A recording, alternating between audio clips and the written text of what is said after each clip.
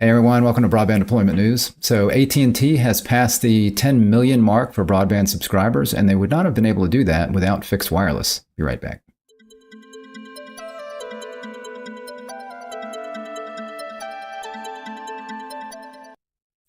Hey there, Rick Uzzi with the Quorum with Broadband Deployment News. So I wanted to look at a couple of stories today, basically based around the same thing. It was an earnings call with Verizon. And you see this first one here in Fierce Telecom. So Verizon gained 72,000 Fios subs in Q3. Total broadband base surpasses 10 million. So Fios is their fiber service. So that's their fixed wired, I suppose you'd call it, service over fiber. Here you see it in an urban environment. This is probably one of their first offerings with millimeter wave. So that would be the really fast spectrum. But really the way they've been able to do this, I think, is through their, as we'll see here, through their C-band spectrum, which is mid-band spectrum. Verizon's broadband customer base crossed the 10 million mark in the third quarter as the operator reported gains in both Fios and fixed wireless access. Fios net additions rose to 72,000 across Verizon's consumer and business segments, up from 61,000 in the third quarter of last year, so year over year there. Total broadband net adds were 434,000 compared to 377,000 in the year ago quarter. Overall, fixed wireless access net additions reached 384,000, representing a year-to-year increase of 42,000 net adds. Mentions here, Verizon doesn't provide DSL metrics, but the difference between its Fios net adds and total wireline net additions implied the company lost 22,000 DSL customers in the quarter. So that's what's happening here, I think, is they've got old copper plant and they are losing those subscribers as DSL subscribers. Maybe in a lot of cases, they could be overbuilding themselves and losing a DSL customer and gaining a fiber customer, a Fios customer. I don't know if that's counted that way. But then also in these areas, they could be gaining some fixed wireless customers in some of these areas where they've got DSL, because that's the quickest way they can get out there and kind of save those customers. If they've got customers that are not happy with their DSL service, they can roll out the mid-band spectrum, fixed wireless pretty quickly, give the folks good speeds, and kind of nail that customer down. If there's not another, let's say, competing operator there, they can get that done pretty quickly as opposed to having to overbuild with fiber. So I think that's a big part of their strategy right now with fixed wireless and growing that so quickly, is to try to, both in their own territories where they have DSL customers, to, again, kind of nail those down, keep those people. But then in other areas where maybe there's not another provider, they can come in and they can take subscribers from somebody else. Comcast, for example, in their earnings call, lost 18,000 subscribers this past quarter, and some of that's going to be, I think, a good number of those are probably from fixed wireless competitors like Verizon and T-Mobile. Definitely T-Mobile, I'm sure, would be involved in that. And that compares to second quarter of, or excuse me, what was it? Q2, they lost 19,000 subscribers, Comcast. So they've been going in the wrong direction. And at the same time, the same quarter last year, they gained about 19,000 subscribers. So you see that Comcast has been taking a hit on the broadband side. So Verizon, I'm sure, is happy to have this fixed wireless offering to help them boost the additions that they're getting through Fios as well.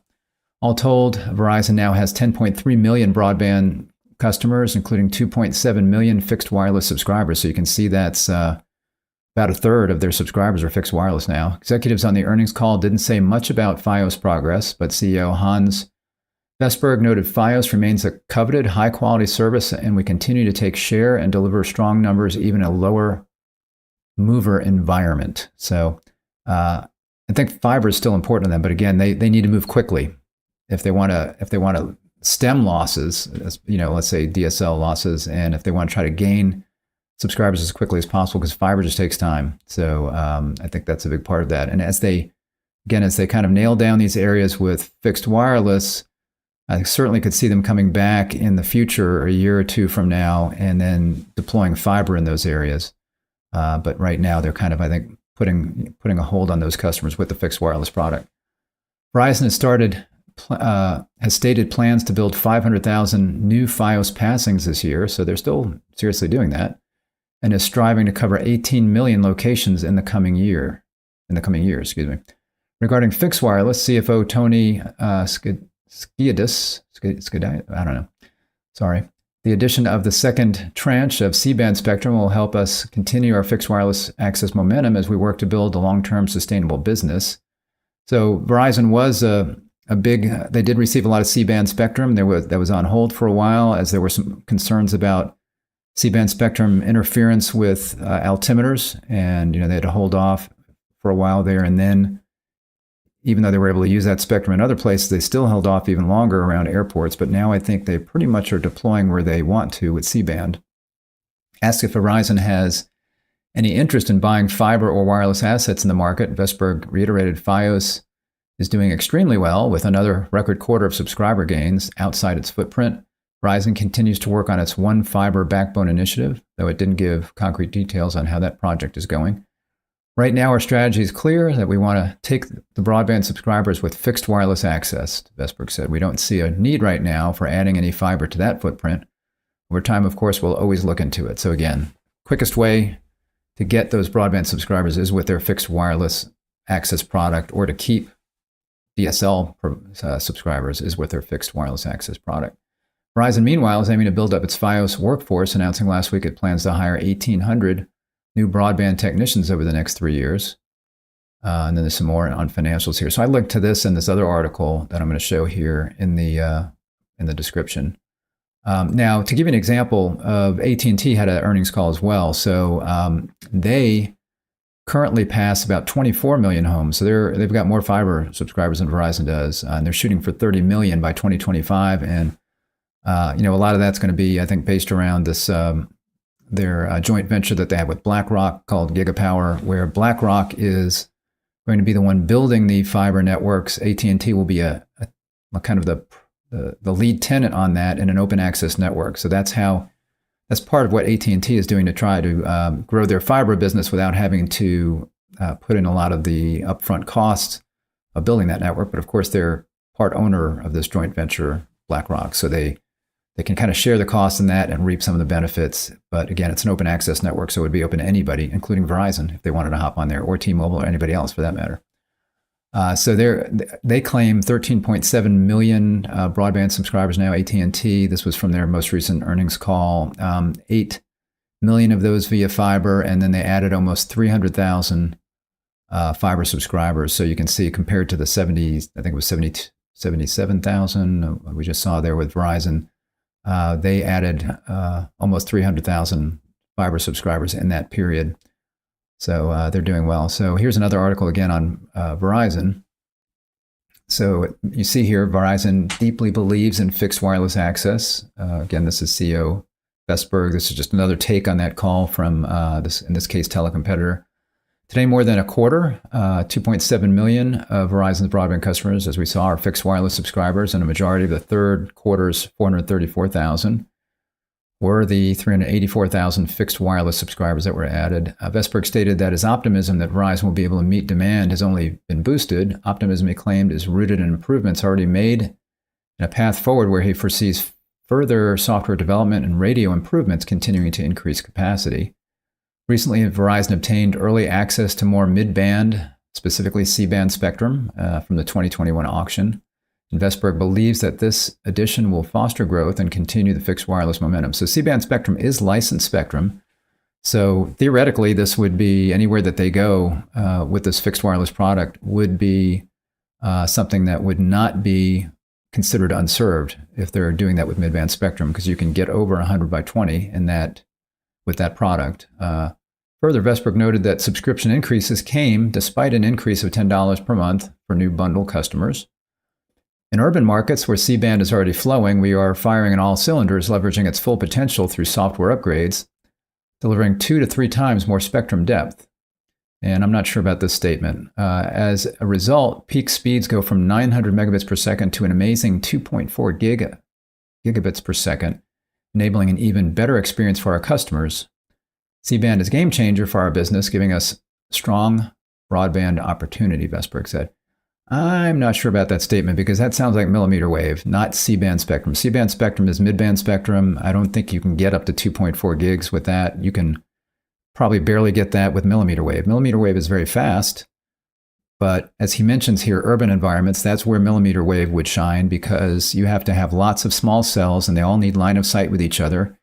You need something on the outside of your home or building to get the signal inside because the signal being millimeter wave, it's got very high attenuation. So it can't pass through walls, can't pass through trees, can barely pass through a foggy day. So millimeter wave is very fast, but because of that, highly attenuated. So I don't know if this is all kind of mixed up here in what he said. Maybe he didn't quite get it right there. So I don't think this was C-band spectrum allowing them to do those kinds of speeds in an urban environment. I think that they're doing that with millimeter wave.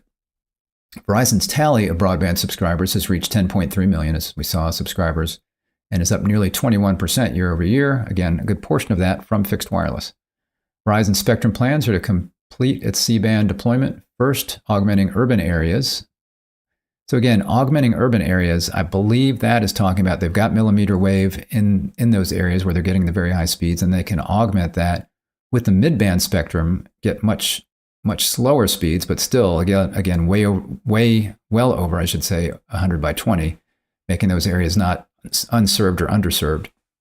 So that will allow them to kind of do T-Mobile's model of what they call nationwide 5G, where they've got mid-band spectrum. T-Mobile, I think T-Mobile didn't do much in the C-band auctions. I don't even know if they got any because they already had a good amount of mid-band spectrum that they had acquired with Sprint, I believe, and then some other spectrum in, was it 2.5 gig auctions. So T-Mobile had a lot of mid-band spectrum already, and they rolled out kind of, again, this kind of what they call nationwide 5G pretty quickly in the mid-band spectrum. That's why they've been able to get so many subscribers through fixed wireless themselves. Vestberg's confidence was brimming as he noted high customer satisfaction and net promoter scores for fixed wireless access service. And there's a link here where you can actually replay that earnings call if you want to listen to that on your own. So Verizon is doing well. Again, they, unlike Comcast, they gained subscribers, and they've got this play of being able to do, and this goes for T-Mobile, not for T-Mobile. This goes for Verizon, not for T-Mobile. As far as being able to do fiber and fixed wireless and determine where it would be best to deploy that. Now, T-Mobile is kind of dabbling in the fiber area, and I was hearing that they might be considering acquiring somebody, and I don't want to say any names because maybe I'll talk about that another day. I read it, and now who it was has kind of left me, but there was a operator that does provide fiber services that T-Mobile was considering maybe acquiring that would give them that kind of two-prong attack on broadband areas. Because one of the issues that you've got with fixed wireless access is spectrum is kind of limited. You can always, if you're a fiber operator, you can always add more. You don't have so much an issue with spectrum. I mean, you can always add fiber last mile to a customer, and then since it's fiber, you can continue to increase the speeds. I was talking yesterday about the fact that if you've got Nokia fiber out there and you've got a Nokia platform, that you can actually be doing gigabit PON, so you can be doing GPON. And then if you've got their XGS platform, you can actually do GPON or 10 gig PON, or you can get their 25 gig PON and put it all in the same OLT with a card for 25 GPON and an ONT, that's the CPE device that supports 25G. And you could do anywhere from a gig to 25G all over the same fiber because it uses different wavelengths and it's all compatible. So fiber's got a lot of legs on it, whereas fixed wireless, it's going to be limited in the amount of speed that you can get. I don't know how much they can squeeze out of what you've got in a wireless scenario. They might be able to do a little bit more, but there's that, as well as the fact that you've got just, spectrum is kind of a limited thing. So there are areas, for example, with T-Mobile, where you go to check to see if you can get their fixed wireless service. It will say, yeah, you can get it now, but hurry because spectrum is limited. They don't tell you that, but we might not be able to might not be able to provide service later. So if they get a certain number of customers, they're going to kind of cut that off because they're balancing. Again, it's limited spectrum, so they're balancing fixed wireless customers with the fact that their bread and butter is mobile customers. So they need to make sure that they've got enough spectrum to serve their mobile customers, and then anything that's on top of that with a cushion, then they would go after fixed wireless customers. Verizon would be in the same kind of situation. They've got to balance their mobile business, which again, bread and butter for them, with their fixed wireless access. So AT&T is not really focusing so much on the fixed wireless. They do have the ability to do that, and they're dabbling here and there, but they are really more focusing on the fiber side. And again, doing that through these days, or considering their growth being through this joint venture that they have with BlackRock called Gigapower. So that is kind of how they're looking to grow their business here in the near future. So thanks for joining me. I appreciate it. If you're not subscribed to our channel, if you would just click the subscribe button and click the bell to be notified when I'm live. If this video was interesting or helpful, if you give me a thumbs up, I'd appreciate it. Again, thank you for joining me. See you next time for Broadband Deployment News. Take care. Bye-bye.